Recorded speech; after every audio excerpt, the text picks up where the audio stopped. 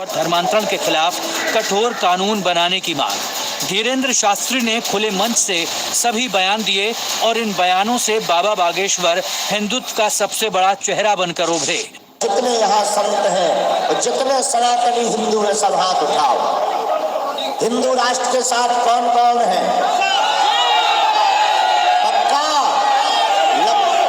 बजा दो बिगुल हिंदू राष्ट्र का। आओ जातिवाद को तोड़कर हम सब हिंदू एक हों।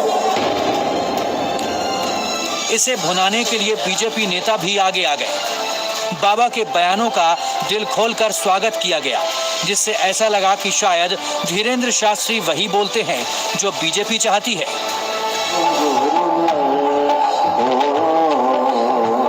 लेकिन शनिवार को छिंदवाड़ा में जो हुआ वो देखने के बाद लगा कि कोई पार्टी बाबा को नहीं बल्कि बाबा बागेश्वर ही इस वक्त पार्टियों को चला रहे हैं। लेकिन इन राजनीतिक दलों की क्या मजबूरी है कि वो धीरेंद्र शास्त्री के बगैर आगे नहीं बढ़ पा रहे हैं, ये आगे बताएंगे। बने रहिए जी न्यूज के साथ।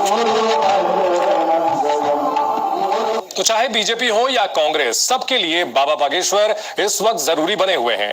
शिवराज से लेकर कमलनाथ तक सबके सब धीरेंद्र शास्त्री के दरबार में हाजिरी लगा रहे हैं। जो धीरेंद्र शास्त्री चाहते हैं वही बीजेपी की चाहत है, लेकिन कांग्रेस को ना चाहते हुए भी बाबा की वंदना करनी पड़ रही है। तो उसकी वजह है मध्य प्रदेश का विधानसभा चुनाव।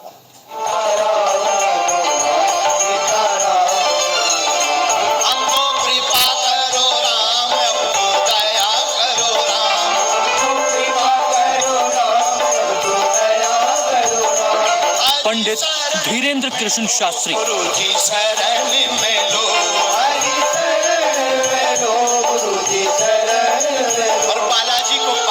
वो नाम जिसे कल तक कांग्रेस कटघरे में खड़ा कर रही थी।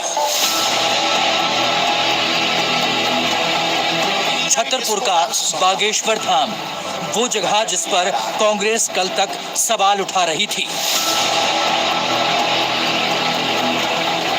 लेकिन अब सब बदल गया है।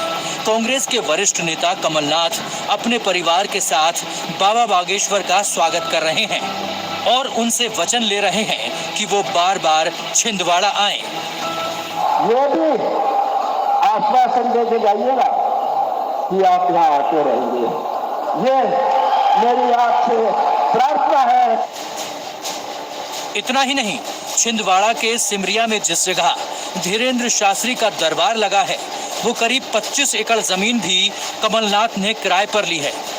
सिमरिया में ही कमलनाथ ने 108 फीट ऊंची हनुमान जी की मूर्ति बनवाई है।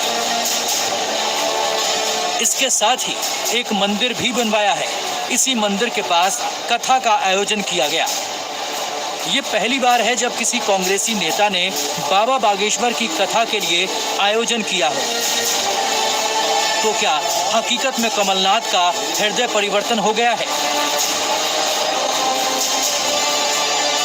या माजरा कुछ और है?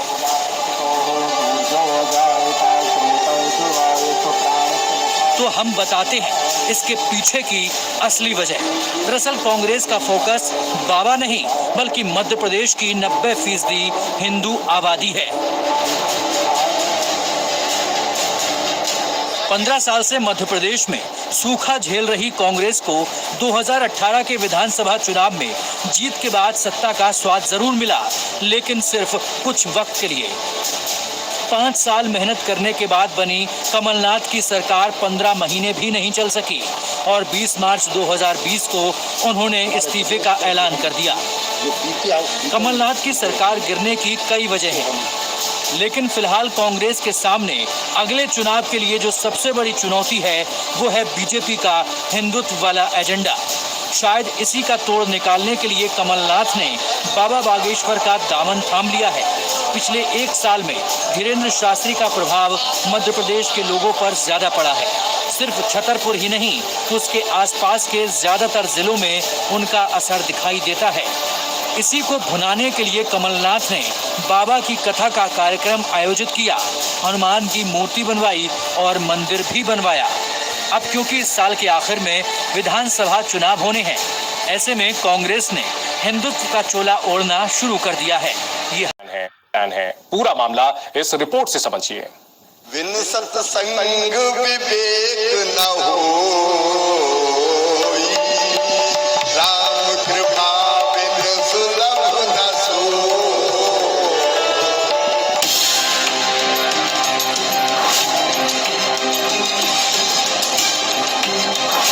पहले नतमस्तक शिवराज,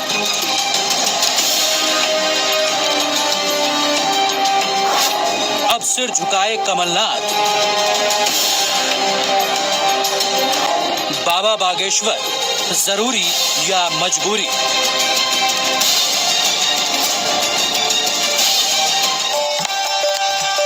ये सवाल इसलिए क्योंकि कल तक लग रहा था कि धीरेंद्र शास्त्री सिर्फ एक पार्टी के सहारे आगे बढ़ रहे हैं, उसी पार्टी की भाषा बोल रहे हैं और उन्हीं के एजेंडे पर काम कर रहे हैं। इसकी वानगी भी बार बार देखने को मिली।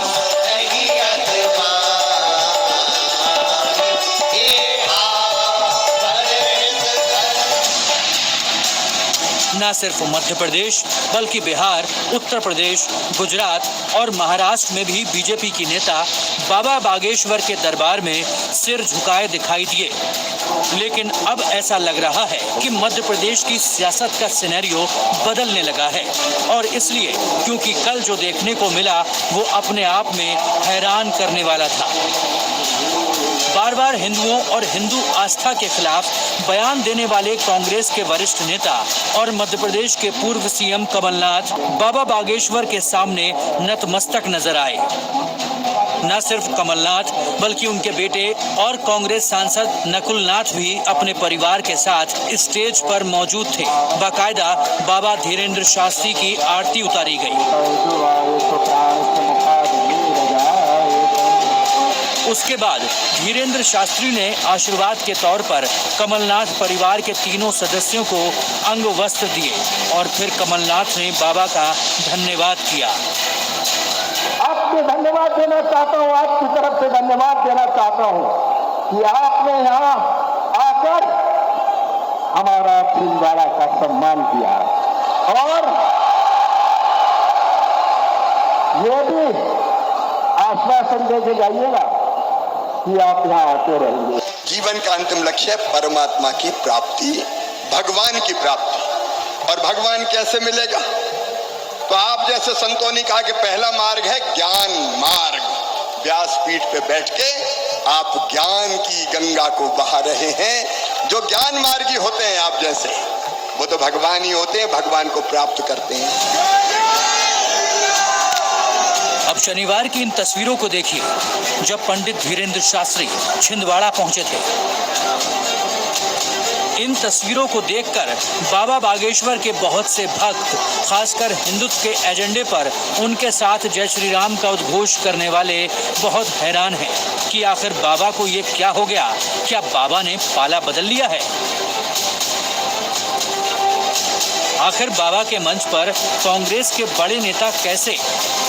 इन सभी सवालों के जवाब आपको आगे दें। पहले तस्वीरों के मायने समझिए।